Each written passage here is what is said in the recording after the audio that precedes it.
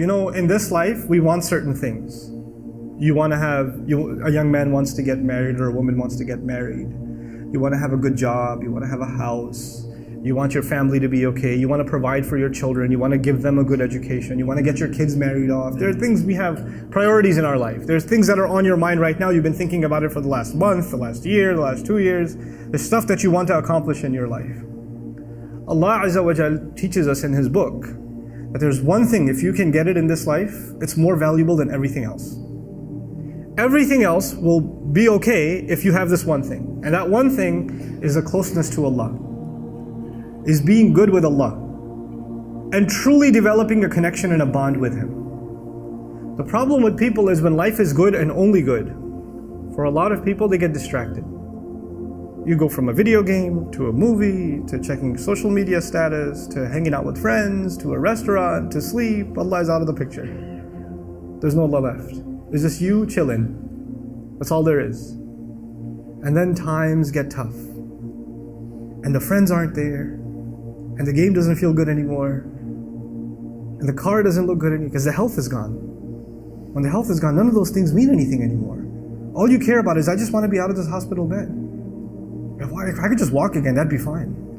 People are bringing you your favorite food, you don't want to eat it. People want to show you a movie, you don't want to watch it. All these things that you lived for, everything that you went from A to B to C to D, all these things are gone. You don't care about none of them. Because there's one blessing Allah Azza wa Jal diminished for you a little bit. And then at that point, you have two options.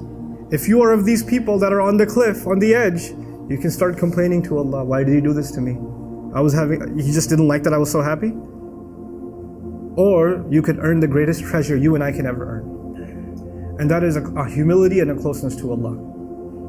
To actually realize, even when I was healthy, even when I was wealthy, even when I was doing well, everything was fine, I didn't realize even then that I was on life support. Allah was actually providing for me every moment. I didn't earn anything on my own. None of it was something that I deserved. This is why Allah Azza wa Jal will say, أُولَٰئِكَ لَهُمْ نَصِيبٌ مِمَّا كَسَبُوا أُولَٰئِكَ لَهُمْ نَصِيبٌ مِمَّا كَسَبُوا. Allah Azza wa Jal will describe even fadl, وَابْتَغُوا فَضْلًا مِنَ اللَّهِ.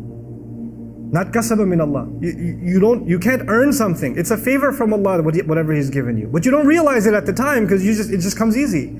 But then you start begging Allah and asking Allah and crying to Allah and praying to Allah like you've never prayed before, feeling closer to Him like you've never felt before. And then Allah heals you. And you realize those moments you had when nobody was in the hospital room, you were just by yourself crying to Allah, were the sweetest moments of your entire life. Those were the few moments of your life that you actually had nothing between you and Allah. And those might be the moments that save you in the akhirah. That might have been the biggest gift Allah ever gave you, is those moments.